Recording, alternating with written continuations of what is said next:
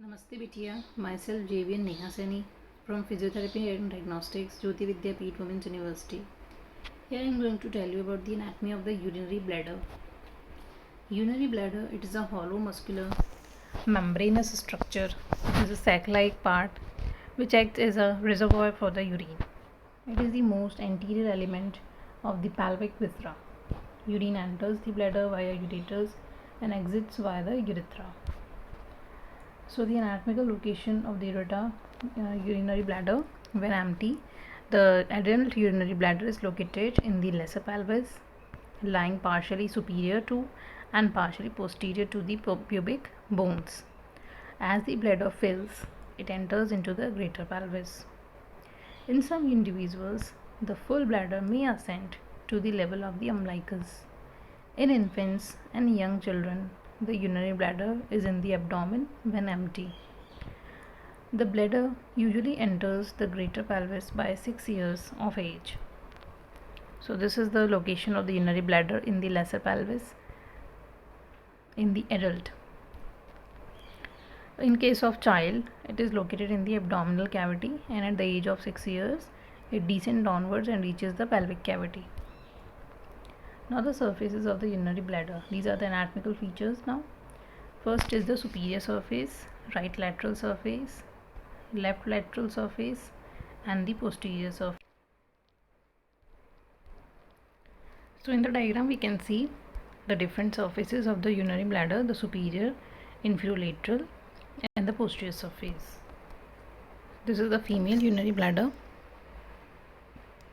The superior surface of the urinary bladder, in case of females, it is peritoneal, means under the covering of peritoneum. Other parts are non-peritoneal, these are not related to the peritoneum.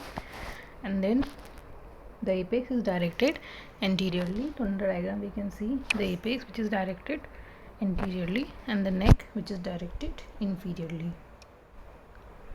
So these are the different parts of the urinary bladder, the body and the neck. The body is the major part of the urinary bladder which collects the urine, and the lower part is the neck, which is the posterior, which is connected to the posterior part of the urethra. So it is funnel shaped and it connects to urethra.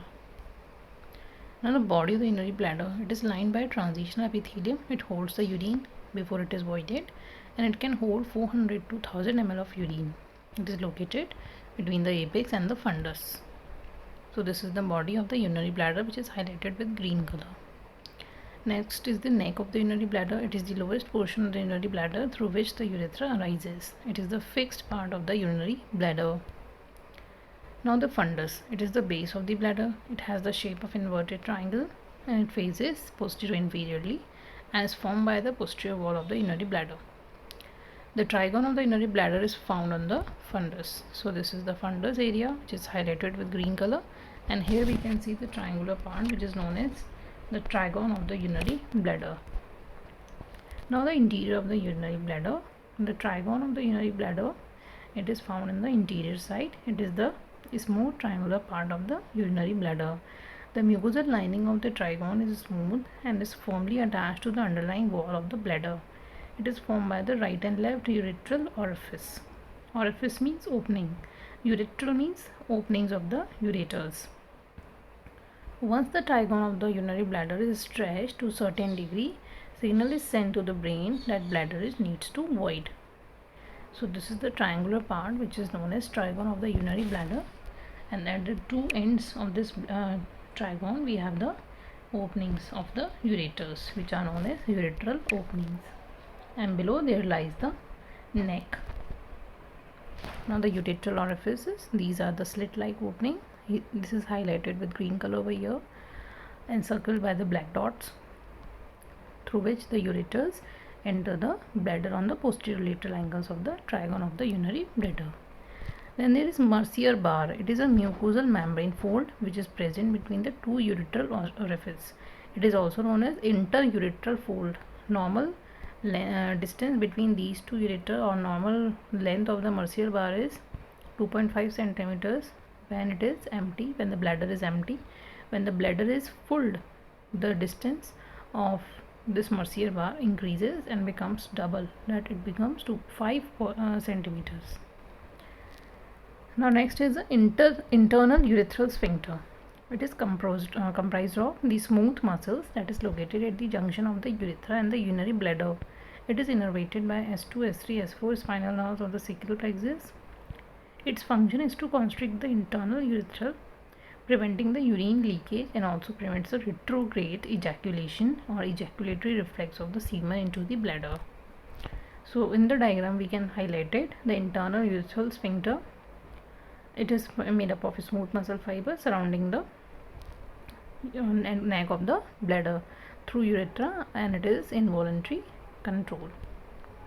This is the external urethral sphincter. It is made up of skeletal muscle fiber, that is why it is under our voluntary control, and it is made up of the skeletal muscles which are surrounding the opening of the urethra below the prostate. So this is the internal urethral sphincter. It constricts the internal urethra and prevents the reflux of semen into the urinary bladder.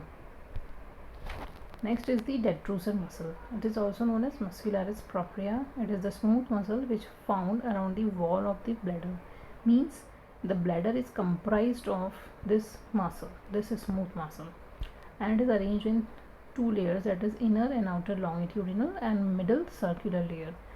And this muscle is relaxing during accumulation of the urine in the bladder and contracts during the urination to void and empty the bladder. So here we can see the detrusor muscle highlighted with green color. Now the ligaments, that is the supports of the urinary bladder. The ligaments are divided into two types, true and false. True ligaments are thickened pelvic fascia. These are lateral true ligaments. These are attached from the sides of the urinary bladder to the lateral pelvic wall, that is why they are named as lateral ligament. Then posterior true ligament, these are attached from the lateral borders of the base of the bladder to the lateral pelvic wall. These are posterior true ligaments. Then medial and lateral puboprostatic ligament. So here we can see the medial and lateral puboprostatic ligaments which are attached from the body of pubis to the prostate. Then in the midline we have median umbilical ligament, which is formed by the urachus. Urachus is the remnant embryological laminate. So this is attaching the apex of the urinary bladder to the umbilicus. This is the median umbilical ligament. So in the male pelvis sagittal section we can see the location of the urinary bladder just in front of the rectum and the anal canal. So it is the anterior most part of the pelvic cavity. This is the female pelvis. Here we can see the location of the urinary bladder in front of the uterus. Now the arterial supply of the urinary bladder. It is supplied by the branches of internal iliac artery, that is the superior vesical arteries which supply the urinary bladder. In males the inferior vesical artery is also there to supply the urinary bladder, but in case of females the inferior vesical artery is replaced by the vaginal arteries. In addition to it, we have obturator and inferior gluteal arteries are also to supply the urinary bladder. So this is the arterial supply of the urinary bladder. In this diagram we can see the urinary bladder, the anterior most part in the pelvic cavity. It is supplied by the branches of the internal iliac artery. So in this diagram the internal iliac artery is where this is the common iliac, and this is the internal iliac, this is external iliac. So these are the different branches of the internal iliac supplying to your urinary bladder. Then the venous drainage. The veins draining the bladder correspond to the arteries, and they form a venous plexus which drains into the internal iliac group of internal iliac veins. Next is the innervation of the urinary bladder. It is supplied by the pelvic nerve, which is the nerve of emptying. It causes the contraction of the urinary bladder, that is the contraction of the detrusor muscle. Other is the pudendal nerve. It is the nerve of voluntary control. So it is firing, we are firing the pudendal nerve when we are trying to hold our urine.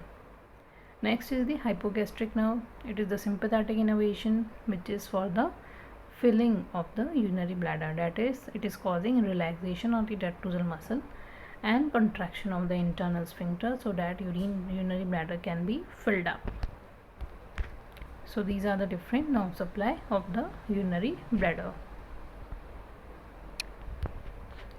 Next is the lymphatic drainage of the urinary bladder. In both sexes, the lymphatic vessels leave the superior surface of the bladder and pass to the external iliac lymph nodes, and from those of the fundus part passes to the internal iliac lymph node, and from the neck of the urinary bladder the lymph drains into sacral two common iliac lymph nodes. Now the applied. It includes the uninhibited bladder.